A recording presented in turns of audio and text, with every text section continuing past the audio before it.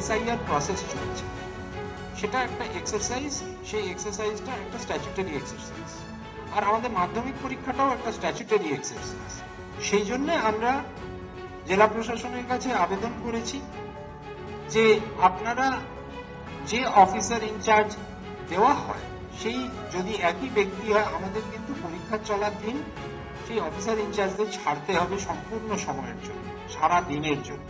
শুধুমাত্র একবার এসে সই করে চলে যাওয়া নয়, পুরো পর্যবেক্ষণের জন্য থাকতে হবে। এই টিচারদের যদি আমরা না পাই, তাহলে ছাত্রছাত্রীরা কিভাবে পরীক্ষা দেবে, তাদের পরীক্ষা ব্যবস্থা আমরা কিভাবে পরিচালনা করব, এই উদ্দেশ্যেই কিন্তু আমাদের এই চিঠিগুলো লেখা। আমার কাছে সত্যিই কোনো ডেটা যেহেতু নেই, সেই জন্য যেহেতু এই বিষয়টা আমাদের অবচরেই সেই অর্থে হয়েছে, বিকজ জেলা থেকে এটা স্কুল থেকে হয়েছে, এবং আমরা এই বিষয়ে যেহেতু অভিহিত নই, আমাদের কাছে যেগুলো আছে অ্যাপ্রক্সিমেট খবর আছে। যেহেতু এই অর্ডারটা কোর্টের অর্ডারে, আমার টিচাররা রিলিজড হবে, আমার অফিসাররা রিলিজড হবে।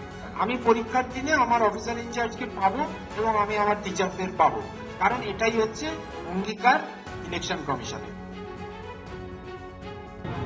এটা নির্বাচন কমিশন আর তৃণমূল কংগ্রেসের ভেতরের ব্যাপার, আমি খুব বেশি কিছু বলতে চাই না। শুধু এটুকুই বলবো, তৃণমূল কংগ্রেস চাইছে যেন তেন প্রকারে এসআইআরটা যেন না হয়।